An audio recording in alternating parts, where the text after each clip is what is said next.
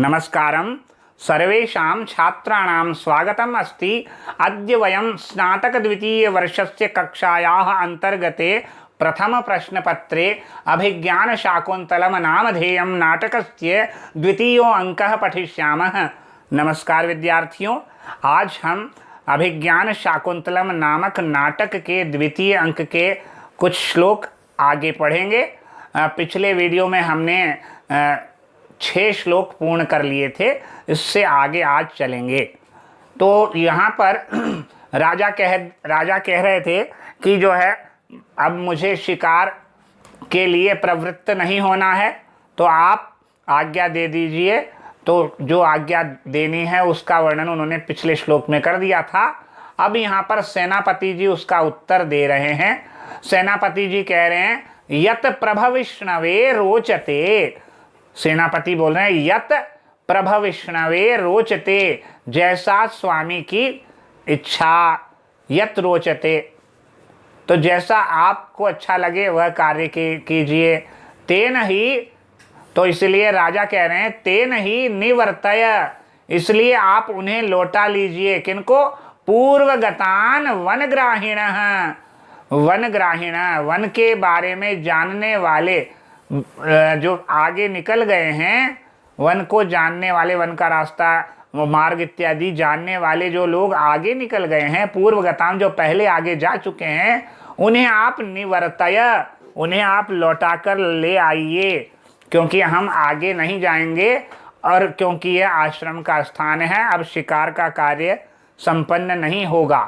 तो तेन ही निवर्तय पूर्वगतान वनग्राहिणः यथा न में सैनिकास्तपोवन उपरुद्धन्ति तथा निषेधव्या। यानी आप उन सैनिकों से कहिए कि तपोवन मनुरुद्धन्ति, यानी आप मेरे सैनिकों से ये कह दीजिए कि आप तपोवन के कार्यों में न उपरुद्धन्ति, कोई बाधा न पहुंचाए, इसलिए आप उनको निषेधव्या, उनको मना ही कर दो। आप उन्हें मना कर दो कि आश्रम तपोवन में किसी प्रकार की कोई बाधा, तपोवन के कार्यों में आप किसी भी प्रकार की कोई बाधा न पहुंचाए। निषेधव्या इसलिए कहा, सबसे पहले तो कहा कि निवर्तय पूर्वगतान वनग्राहीण है, वन का रास्ता जानने वाले, आश्रम के मार्ग को जो जानने वाले हैं, जो आगे चले गए हैं पूर्वगता पहले ही, उन लोगों को आप लौटा कर लाइए। दूसरा, यथा न में सैनिका तपोवनम उपरुद्धन्ति, और सैनिकों से ये कहिए कि आप आश्रम के कार्यों में कोई बाधा न पहुंचाए, इसलिए तथा निषेधव्या, अतः उनको निषेध कर दो, उन्हें मना कर दो। और पश्य, देखो, देखिए यहाँ पर एक बात है, ये कहा गया कि संस्कृत में यहाँ जो ये कहा गया अधूरा वाक्य ही शोभा देता है कभी कभी, तो इसीलिए यहाँ पर उन्हें ऐसा प्रचलित मुहावरेदार वाक्य का इन्होंने प्रयोग किया है। तो इसलिए कहा, राजा यहाँ कह रहा है कि ये अवश्य है। ये क्या आवश्यक कार्य है? पहले गए हुए जो लोग हैं ग्राही, पहले जो आगे गए हैं वे लोग ग्राही, यानी जंगल के बारे में जो सुपरिचित हैं, ऐसे लोग जो आगे जा चुके हैं जो पहले ही, उनको वापस लौटा लाइए आप। पहला कार्य के निवर्तय, और क्या कीजिए? इस प्रकार मना ही कर दीजिए उनको, मेरे सैनिकों को इस प्रकार निषेधव्या, मेरे सैनिकों को आप मना कर दीजिए कि मेरे सैनिक आश्रम को न घेरे, आश्रम में किसी प्रकार की बाधा न पहुंचाए। न उपरुद्धन्ति, न उपरुद्धन्ति का मतलब आप मेरे मार्ग में, मतलब आश्रम के मार्ग में या आश्रम के कार्य में बाधा न पहुंचाए। पश्य, पश्य मतलब देखो। अब क्या देखो? इस बात को एक श्लोक में वर्णित कर रहे हैं। तो प्रस्तुत श्लोक राजा जी के द्वारा, दुष्यंत जी के द्वारा कहा गया है। सुनिए क्या कह रहे हैं दुष्यंत जी आगे। इस श्लोक को हम करते हैं। शम प्रधानेषु तपोधनेषु, सम प्रधानेषु तपोधनेषु गूढ़म ही दाहात्मकमस्ति तेजः, स्पर्शानुकूला इव सूर्यकांतास् तदन्य तेजो अभिभवाद वमन्ति। ये 7वां श्लोक है, वापस से देखिए। शम प्रधानेषु, शम प्रधानेषु तपोधनेषु गूढ़म ही दाहात्मकमस्ति तेजः। फिर स्पर्शानुकूला इव सूर्यकांतास्तद अन्यद स्पर्शानुकूला ही सूर्यकांतास्तदन्य तेजो अभिभवाद वमंती।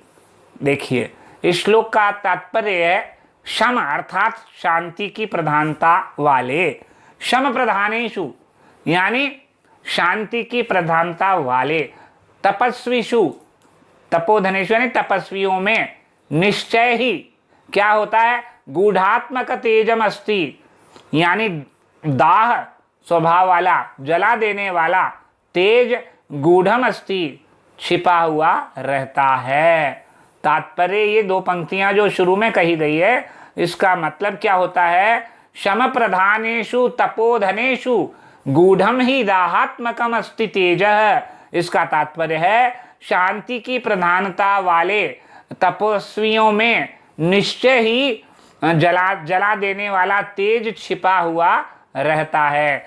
बाहर से तपस्वी बहुत शांत दिखाई देते हैं, लेकिन उनके अंदर इतना तेज होता है कि वह अपने उस तपस्या के तेज से, जो क्या है, दाहात्मकम अस्ति तेज है, वह जला देने वाला तेज होता है। यदि कोई उनका अपमान करता है तो वो अपने शापाग्नि के द्वारा उसे भस्म कर देते हैं, इसलिए दाहात्मकम अस्ति तेजः कहा गया है।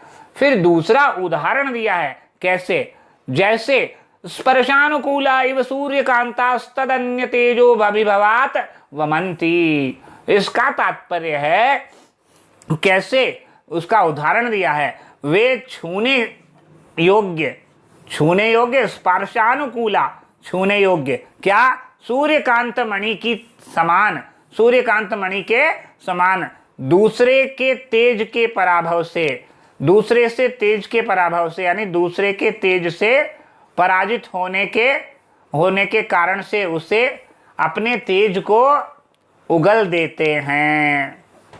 शम प्रधानेषु तपोधनेषु दाहात्मकः तेजः गूढ़म ही अस्ति, छिपा हुआ तेज होता है।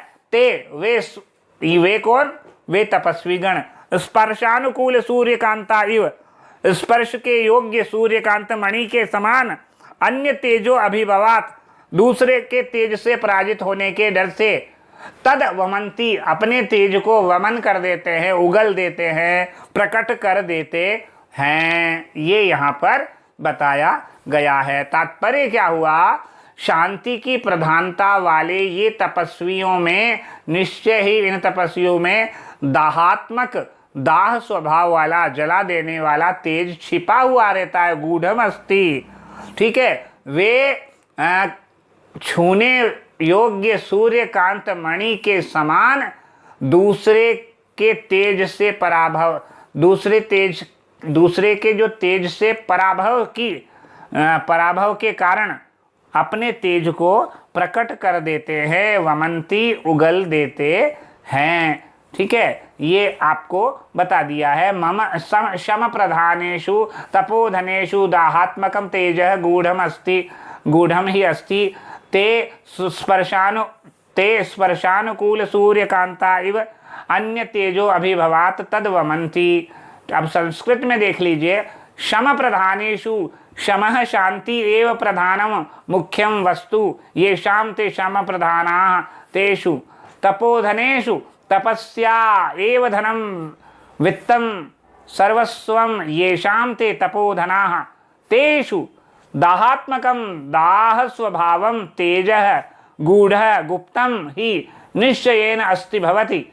स्पर्शानुकूलः, स्पर्शः अनुकूलः, सुखकरः येषां ते सूर्यकांताः यानी मणिविशेषा सूर्यवत् कांताः तपोधना इव अन्य तेजो अभिभवात् अन्यत परम च तम तेजम, अन्यत परम च तत् तेजः च तस्मात् अभिभवः पराभवः तस्मात् तत् तेजः वमंती प्रकटयन्ति।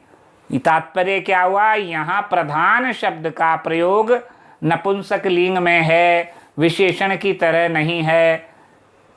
ठीक है, दूसरा यहाँ पर है दूसरी बात यह है, बहुब्रीहि समास में विशेषण पहले रखा जाता है, पर कभी कभी बाद में भी देखा जाता है। स्पर्शानुकूल और सूर्यकांत तपोधनों के विशेषण भी हो सकते हैं। अभिभव पद, जो अभिभव पद है, जब मणि के लिए आएगा, मणि के लिए जब इस शब्द का प्रयोग होगा, इसका अर्थ क्या होगा? चारों ओर से होगा।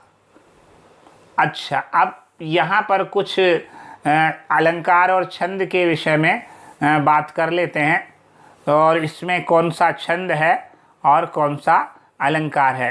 पहले एक बात और बता देता हूँ, सूर्यकांत मणि की यहाँ पर चर्चा आई है, तो सूर्यकांत मणि के विषय में यहाँ पर एक भाव बता देता हूँ। सूर्यकांत मणि जो क्या होता है, यहाँ भाव यह है कि जिस प्रकार सूर्यकांत मणि शीतल होकर भी सूर्य के संपर्क में आने से तेज प्रकट करता है, वह तेज को प्रकट करती है, उसी प्रकार तपस्वी शांत होकर भी दूसरे की ढिठाई की अति होने पर कुपित हो जाते हैं, और अतः शिकार के हो हल्ले से और हिंसा से इन्हें कुपित करना ठीक नहीं है। क्यों? सेनापति के मन की बात, शिकार की आज्ञा न मिलने पर कहीं उत्साह भंग न हो जाए, इसीलिए राजा समझाते हैं कि कोई चोरी छिपे आज्ञा का उल्लंघन न करे। इसलिए चेतावनी भी देते हैं कि ऋषि का तेज कोप या शाप रूप में प्रकट भी होकर हमारे लिए असह्य हो सकता है, इसीलिए ऋषियों को कोई बाधा न पहुंचाए, यही हमारे लिए उचित होगा। यहाँ पर प्रस्तुत श्लोक में जो छंद की अगर बात करते हैं, तो उपजाति नामक छंद का प्रयोग किया गया है, उपजाति छंद का प्रयोग है। और अलंकार की बात करते हैं तो छेकानुप्रास और श्रुत्यनुप्रास, श्लेषोपमा, अनुमान और काव्यलिंग, ये अलंकार है। वापस से छंद तो है उपजाति, कौन सा छंद है? उपजाति। और अलंकार है अनुप्रास में छेकानुप्रास, वृत्त्यनुप्रास, श्रुत्यनुप्रास और श्लेषोपमा। श्लेष से अनुप्राणित उपमा है, इसलिए श्लेषोपमा। अनुमान और काव्यलिंग अलंकार है, ठीक है, अनुमान और काव्यलिंग। अब यहाँ पर आता था उपजाति छंद, ये नया छंद है, तो यहाँ पर मैं आपको बता देता हूँ कि उपजाति छंद कोई नया नहीं है। इंद्रवज्रा और उपेंद्र वज्रा नामक छंदों का मिश्रण जिसमें होता है वह उपजाति छंद होता है। तो इंद्रवज्रा क्या होता है, सबसे पहले ये जान लीजिए। इंद्रवज्रा जो होता है उसमें 11 वर्ण होते हैं। स्यादिंद्र वज्रा यदि तऊ जगौगह, जिसमें 2 तगण 1 जगण और अंत में 2 गुरु वर्ण होते हैं। स्यादिंद्र वज्रा यदि तऊ, तऊ यानी 2 तगण, यदि तऊ जगौगह, जगण होता है तो 2 तगण 1 जगण 9 हो गए और 2 गुरु वर्ण हो गए 11। ये तो होता है स्यादिंद्र वज्रा यदि तऊ जगौगह, 11 वर्णों का जो है छंद होता है, चारों चरणों में 11 है, 2 तगण 1 जगण और 2 गुरु वर्ण से 11 वर्ण हो गए। और इंद्रवज्रा के बाद दूसरा है उपेंद्र वज्रा। उपेंद्र वज्रा जतजास ततो गौ, उपेंद्र वज्रा जतजास ततो गौ। तो उपेंद्र वज्रा वह छंद होता है, चरण तो वर्ण तो इसमें भी प्रत्येक चरण में 11 ही होते हैं, लेकिन उनका क्रम थोड़ा सा भिन्न है। जगण तगण जगण और 2 गुरु, जगण तगण जगण 9 हो गए और 2 गुरु वर्ण, तो ये कितने हो गए?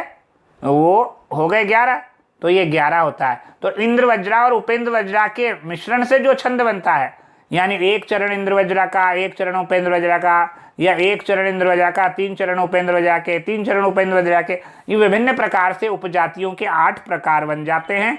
तो ये उपजाति छंद जो है वो इंद्र वज्रा और उपेंद्र वज्रा के संयोग से बनता है। स्यादिंद्र वज्रा यदि तऊ जगौगह, उपेंद्र वज्रा जतजास ततो गौ, और अनंतरोदीरित लक्ष्म भाजौ पादौ यदि या उपजात यस्ता, ये उपजाति का लक्षण है। अनंतरोदीरित लक्ष्म भाजौ पादौ यदि या उपजात यस्ता, इत्थम किलान्यास्वपि मिश्रितासु जातिष्महे वदन्ति।